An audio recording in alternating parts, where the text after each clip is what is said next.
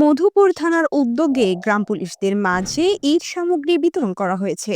আব্দুল হামিদ, মধুপুর টাঙ্গাইল প্রতিনিধির পাঠানো তথ্য ভিডিও নিয়ে সাদ্দারফিন ভাবনার প্রতিবেদনে দেখুন বিস্তারিত।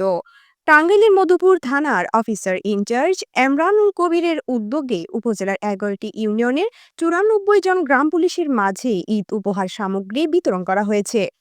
আজ সোমবার 2 জুন দুপুরে মধুপুর থানা চত্বরে এ বিতরণ অনুষ্ঠান করা হয়।